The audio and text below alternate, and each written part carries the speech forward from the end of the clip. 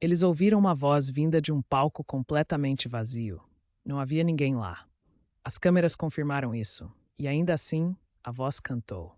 Funcionários do Teatro Amazonas relatam que a coisa mais perturbadora não é o que eles veem dentro daquele edifício. É o que eles ouvem quando acreditam estar completamente sozinhos. Uma área perfeita, ecoando pelos corredores de mármore às 3 da manhã, quando os portões estão trancados e os alarmes estão ativos. E quando correm até o palco para verificar, silêncio absoluto. Isso aconteceu não uma, não duas, mas dezenas de vezes desde 1896. E as autoridades do teatro nunca encontraram uma explicação satisfatória. O Teatro Amazonas é considerado uma das construções mais espetaculares da América do Sul. Erguido no coração da Amazônia durante o auge do ciclo da borracha, ele foi inaugurado em 31 de dezembro de 1896, com materiais importados da Europa: mármore italiano, ferro inglês, cerâmica portuguesa. Uma obra impossível no meio da selva, construída às custas de uma riqueza obscena e, segundo muitos, de um sofrimento humano imenso e esquecido. Mas existe algo que os guias turísticos raramente mencionam. Existe algo que os próprios funcionários preferem não comentar com estranhos. Algo que vive entre as colunas douradas, nas galerias escuras e sob o famoso domo coberto com azulejos nas cores da bandeira brasileira. Antes de continuar, se você aprecia histórias que misturam história real com mistério genuíno, deixe o seu like agora e se inscreve no canal. Aqui a gente mergulha fundo nos lugares onde a realidade e o inexplicável se encontram. O primeiro relato documentado de algo sobrenatural no Teatro Amazonas data de 1902, apenas 6 anos após a inauguração. Um contra-regra chamado Arnaldo Ferreira teria encontrado durante uma tarde de ensaio uma figura de homem sentada na poltrona número 7 da primeira fila. O homem usava trajes do século XIX impecáveis e olhava fixamente para o palco. Quando Arnaldo se aproximou para avisar que o teatro estava fechado ao público, a figura simplesmente desapareceu. Não saiu. Não se levantou. Desapareceu. A poltrona número 7, desde então, ganhou uma reputação sinistra entre os funcionários. Há relatos de pelo menos 4 décadas diferentes em que pessoas sentiram um peso naquela cadeira específica, como se alguém estivesse sentado, mesmo quando ela estava visivelmente vazia. Mas quem seria esse fantasma?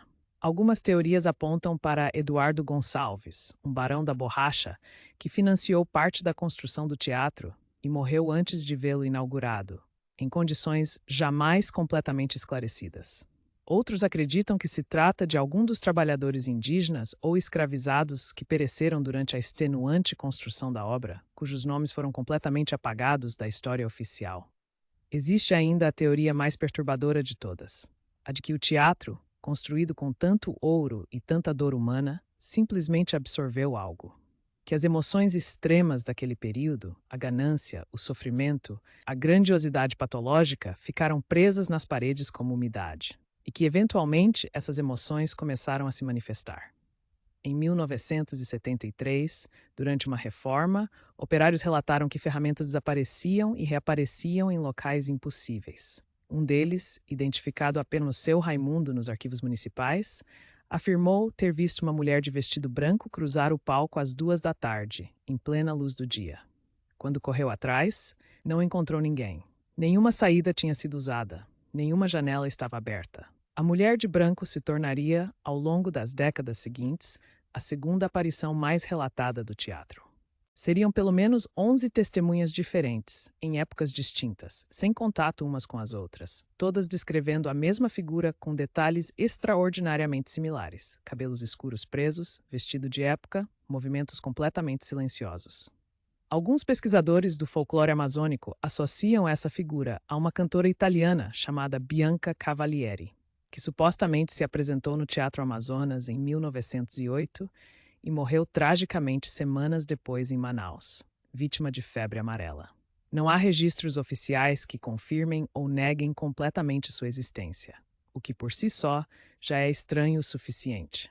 O que torna os relatos do Teatro Amazonas particularmente difíceis de descartar é a consistência. Não estamos falando de uma ou duas histórias isoladas de pessoas sugestionadas. Estamos falando de mais de 120 anos de relatos documentados ou coletados por pesquisadores, abrangendo funcionários de diferentes gerações, artistas internacionais que nunca tinham ouvido falar das histórias anteriores e até pelo menos 2 grupos de investigação paranormal que solicitaram acesso ao edifício após o expediente. Um desses grupos, em 2018, captou com equipamento de gravação de alta sensibilidade o que eles descreveram como frequências vocais incompatíveis com qualquer fonte mecânica ou humana presente no local. A gravação nunca foi completamente explicada por especialistas em acústica consultados posteriormente. O Teatro Amazonas continua em pleno funcionamento. Recebe turistas durante o dia, encenações durante a noite. Os funcionários continuam trabalhando lá, alguns há décadas. Quando perguntados sobre os relatos, a maioria sorri com aquele sorriso específico de quem sabe de algo que prefere não dizer em voz alta dentro do edifício. Porque aqui está a coisa sobre lugares que carregam tanto peso histórico, tanta beleza construída sobre tanto sofrimento. Eles não ficam em silêncio. De uma forma ou de outra, eles continuam falando. E às vezes, no meio da madrugada, quando o último funcionário finalmente apaga as luzes e fecha o portão dourado, alguém lá dentro começa a cantar. Se essa história te arrepiou tanto quanto arrepiou a mim ao pesquisar, compartilhe esse vídeo com alguém que precisa conhecer o lado oculto dos lugares mais magníficos do Brasil. Inscreve no canal e ativa o sino, porque toda semana a gente vai fundo nos mistérios que a história oficial prefere deixar nas sombras. Até o próximo.